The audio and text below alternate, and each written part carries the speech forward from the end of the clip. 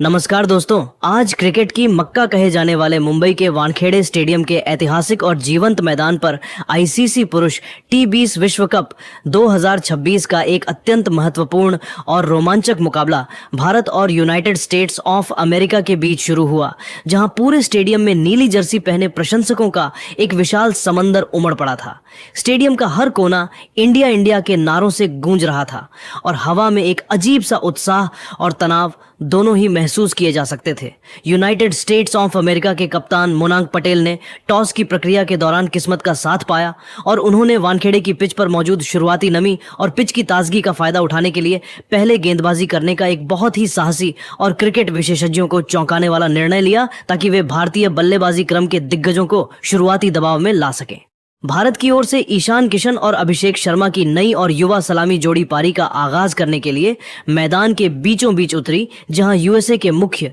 और सबसे भरोसेमंद गेंदबाज सौरभ नेत्रवलकर पहले ओवर में अपनी सटीक लाइन और बेहतरीन लेंथ के साथ आक्रमण पर तैनात हुए। नेत्रवलकर ने अपनी शुरुआत बहुत ही सधी हुई की और अपनी 5वीं गेंद पर ईशान किशन को अपनी स्विंग से पूरी तरह छका दिया, लेकिन अगली ही गेंद पर ईशान ने अपने चिर परिचित अंदाज में एक शानदार और गगनचुंबी छक्का जड़कर न केवल अपना बल्कि टीम का खाता भी एक धमाकेदार अंदाज में खोला। परंतु भारतीय टीम और प्रशंसकों को सबसे बड़ा और गहरा झटका खेल के दूसरे ओवर की शुरुआत में ही लग गया, जब पाकिस्तान मूल के तेज गेंदबाज अली खान दूसरे ओवर में अपनी तेज रफ्तार गेंदबाजी और घातक इनस्विंगर के साथ आक्रमण पर तैनात हुए और उन्होंने आते ही अपनी जादुई गेंद पर अभिषेक शर्मा को पवेलियन का रास्ता दिखा दिया। अभिषेक शर्मा, जो अपनी आक्रामक बल्लेबाजी के लिए जाने जाते हैं, वह एक बड़ा लॉफ्टेड शॉट खेलने के प्रयास में गेंद की अतिरिक्त उछाल को भांप नहीं सके और मात्र एक गेंद पर 0 रन बनाकर बिना खाता खोले ही आउट हो गए। उनकी इस संक्षिप्त पारी में कोई भी चौका या छक्का शामिल नहीं था। अभिषेक के इतनी जल्दी आउट होने के बाद युवा सनसनी तिलक वर्मा मैदान पर आए और उन्होंने अनुभवी ईशान किशन के साथ मिलकर भारतीय पारी को संभालने और स्कोर को आगे बढ़ाने की जिम्मेदारी अपने कंधों पर ली। वानखेड़े के मैदान पर रनों की रफ्तार बढ़ाने के उद्देश्य से खेल के तीसरे ओवर में सौरभ नेत्रवलकर अपना नया स्पेल जारी रखने के लिए दोबारा मोर्चे पर तैनात थे, ताकि वे भारत पर दबाव बनाए रख सकें। हालांकि तिलक वर्मा आज एक अलग ही मूड में नजर आ रहे थे और उन्होंने नेत्रवलकर की गेंदों पर बिना किसी डर के अपना प्रचंड आक्रमण जारी रखा। तिलक ने नेत्रवलकर की एक स्लॉट गेंद पर एक प्रलयकारी छक्का और फिर अगली 2 गेंदों पर 2 कड़क और बिजली की रफ्तार वाले चौके जड़कर इस ओवर से कुल 16 रन बटोर लिए, जिससे वानखेड़े स्टेडियम का शोर 7वें आसमान पर पहुंच गया और यूएसए के गेंदबाज पहली बार रक्षात्मक मुद्रा में नजर आए। भारतीय टीम अब एक बड़े स्कोर की ओर तेजी से बढ़ रही थी, लेकिन मैच का पासा एक बार फिर पलटा जब खेल के छठे ओवर में अनुभवी गेंदबाज शार्डली वैन शेल्कविक छठे ओवर में अपनी मध्यम तेज गेंदबाजी और जादुई विविधताओं के साथ आक्रमण पर तैनात हुए और उन्होंने इस एक ओवर में भारतीय बल्लेबाजी की कमर तोड़कर रख दी। वैन शेल्कविक ने अपनी गेंदबाजी में रफ्तार का बहुत ही चतुराई भरा बदलाव किया और अपनी दूसरी ही गेंद पर जमे हुए बल्लेबाज ईशान किशन को अपनी धीमी गेंद पर झांसा दे दिया। ईशान किशन, जो अब तक बहुत ही लय में नजर आ रहे थे, वह मिड ऑफ के ऊपर से शॉट खेलने के प्रयास में गेंद की गति से पूरी तरह मात खा गए और वह 16 गेंदों पर 20 रनों की एक छोटी मगर तेज पारी खेलकर आउट हो गए। उनकी इस पारी में एक शानदार चौका और 2 गगनचुंबी छक्के शामिल थे। ईशान के आउट होते ही वानखेड़े के स्टैंड्स में अचानक सन्नाटा छा गया, क्योंकि भारत ने अपना दूसरा और सबसे महत्वपूर्ण विकेट गंवा दिया था। मुंबई के वानखेड़े स्टेडियम की पिच पर यूएसए की टीम अब पूरी तरह से हावी नजर आ रही थी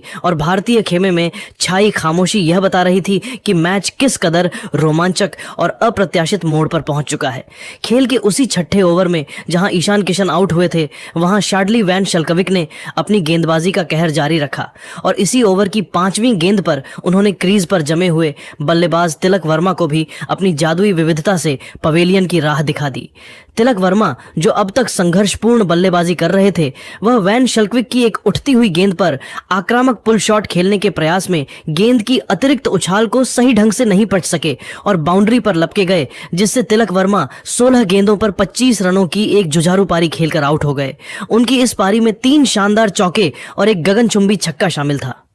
भारत की मुश्किलें तब और अधिक बढ़ गईं और करोड़ों प्रशंसकों का दिल तब टूट गया जब इसी ओवर की अंतिम गेंद पर नए बल्लेबाज शिवम दुबे भी बिना खाता खोले अपना कीमती विकेट गंवा बैठे, जिससे वैन शल्कविक ने एक ही ओवर में 3 बड़े विकेट लेकर T20 विश्व कप के इतिहास में अपना नाम सुनहरे अक्षरों में दर्ज कर दिया।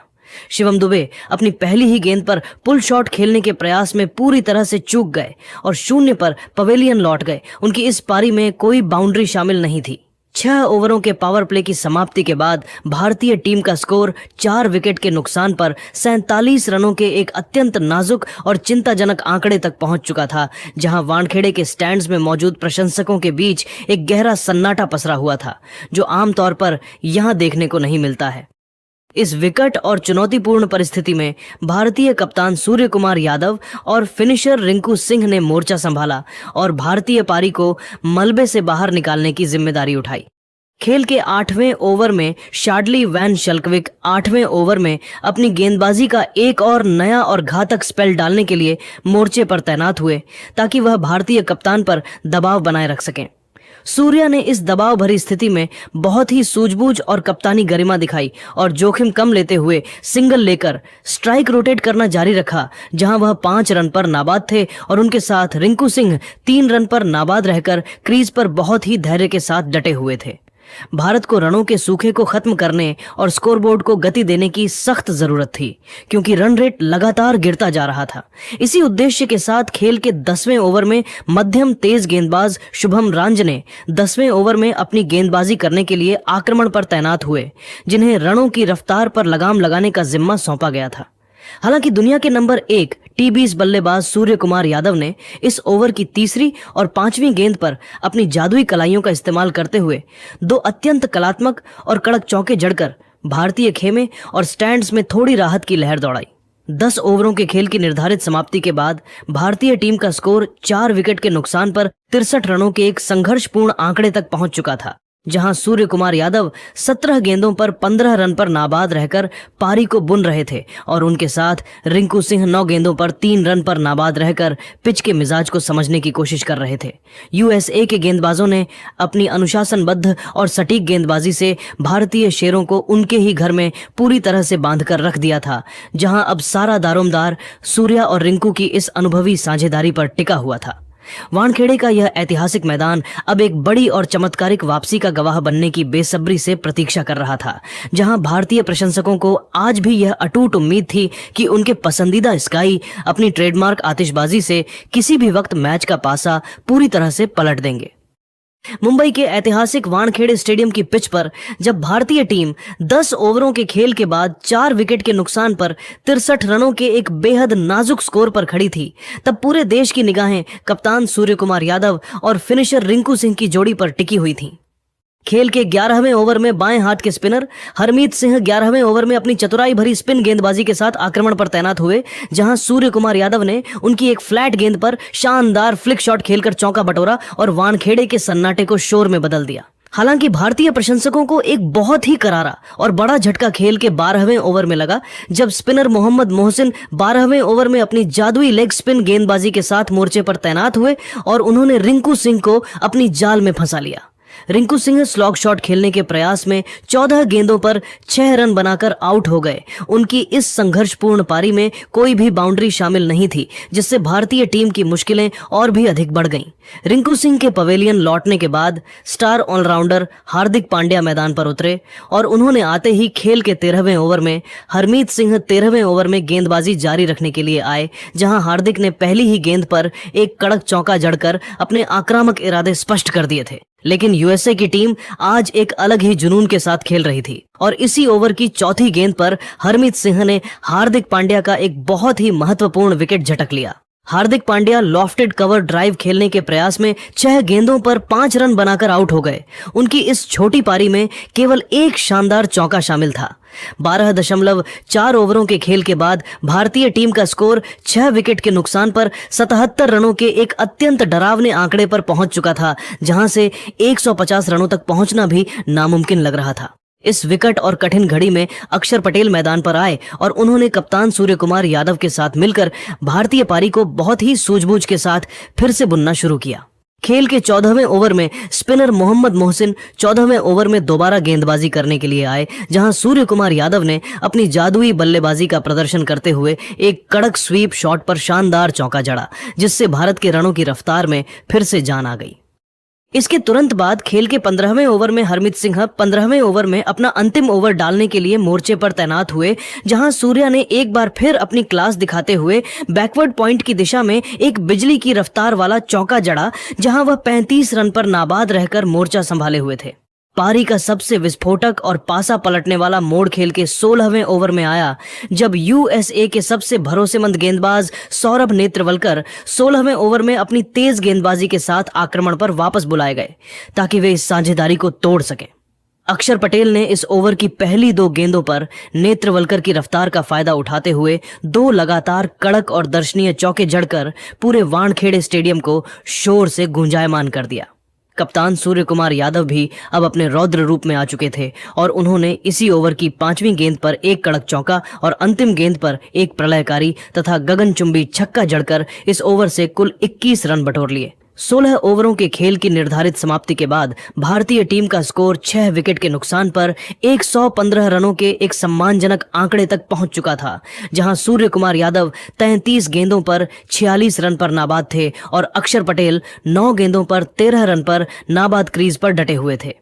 वानखेड़े की दूधिया रोशनी में अब भारतीय टीम की वापसी की दास्तान लिखी जा रही थी, जहां सूर्या और अक्षर के बीच 38 रनों की एक अत्यंत महत्वपूर्ण और अटूट साझेदारी हो चुकी थी। यूएसए के क्षेत्र रक्षक, जो अब तक बहुत ही उत्साहित थे, वे अब दबाव में नजर आ रहे थे, क्योंकि भारतीय कप्तान अब अपनी स्काई वाली शैली में गेंदबाजों की धज्जियां उड़ाने के लिए तैयार थे।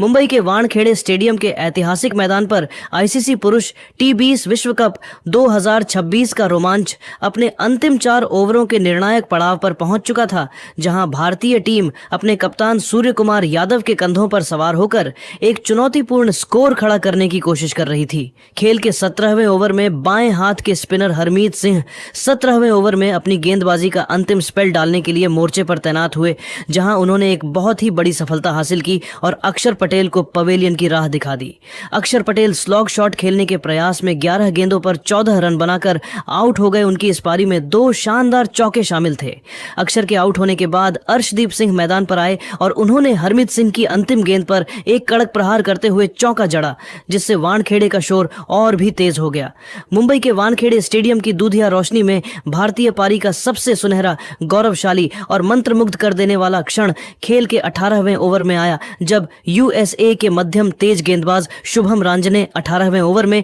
अपनी गेंदबाजी का नया स्पेल डालने के लिए मोर्चे पर तैनात हुए। इस दबाव भरी घड़ी में भारतीय कप्तान ने अपनी जादुई बल्लेबाजी का वह अद्भुत जलवा बिखेरा, जिसे देखने के लिए वानखेड़े का बच्चा बच्चा बेताब था। सूर्य कुमार यादव ने शुभम रांजने की एक भटकती हुई फुल टॉस गेंद को बड़ी ही चतुराई से भांपा और अपना सिग्नेचर ट्रेडमार्क लैप शॉट खेलते हुए गेंद को फाइन लेग सीमा रेखा के पार भेजकर एक शानदार चौका जड़ा। इसी चौके के साथ सूर्या ने इस बड़े मंच पर अपना एक ऐतिहासिक और कप्तानी अर्धशतक पूरा किया, जहां वह 50 रन पर नाबाद रहकर पूरे स्टेडियम को सूर्या की गूंज से भर चुके थे और भारतीय प्रशंसकों का जोश अब 7वें आसमान पर पहुंच चुका था। मैच का रोमांच तब और बढ़ा जब खेल के 19वें ओवर में शार्डली वैन शल्कविक 19वें ओवर में अपनी गेंदबाजी का अंतिम और निर्णायक ओवर डालने के लिए आक्रमण पर वापस बुलाए गए, ताकि वे रनों की इस तेज रफ्तार पर लगाम लगा सकें। वैन शल्कविक ने इस ओवर में अपनी चतुराई दिखाई और अर्शदीप सिंह को अपनी जाल में फंसा लिया, जिससे अर्शदीप सिंह एक बद्दा हवाई शॉट खेलने के प्रयास में 6 गेंदों पर 4 रन बनाकर आउट हो गए। उनकी इस पारी में केवल एक शानदार चौका शामिल था।